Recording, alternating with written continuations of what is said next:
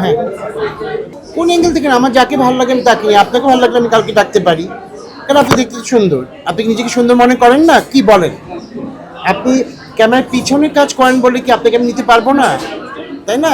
আমি সবাইকে নিয়ে কাজ করতে চাই, আমি ভালো মন্দ দেখে বুঝে শুনে তাকে নিয়ে আমি কাজ করি।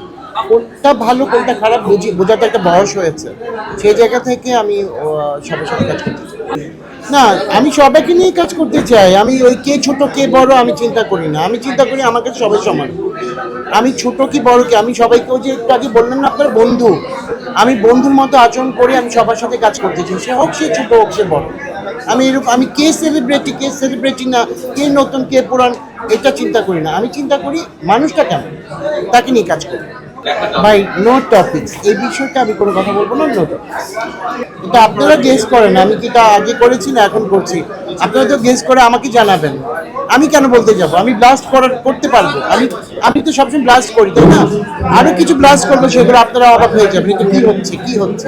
অনেকেই, আমি নতুন একটা বিউটি কন্টেস্টে হাত দিয়েছি, সেটা হলো মিস ইন্টারকন্টিনেন্টাল বাংলাদেশ, অচিরে আসবে বাজারে। আমি একটু আলোচনা করছি এবং আমি একটু আজান দিয়েছি। সেই জায়গা থেকে আমি সব সেলিব্রিটি নিয়ে কাজ করবো, কারা কারা থাকবে আপনারা চোখ রাখবেন, দেখতে পাবেন। অসহায়দের তো আমি করি, আমি দেখেন, আমি অসহায়দেরকে তো আমি দেখায় কাজ করব না, আমি পিছন থেকেই করি। এই যে আপু তন্নিস কিচেন, উনি কিন্তু অসহায়দের কেন, উনি সবাইকে পিছনে যারা আছেন, আপনারা সবাই জানেন যে তন্নিস কিচেন একটা বাংলাদেশের একটা বড় ব্র্যান্ড।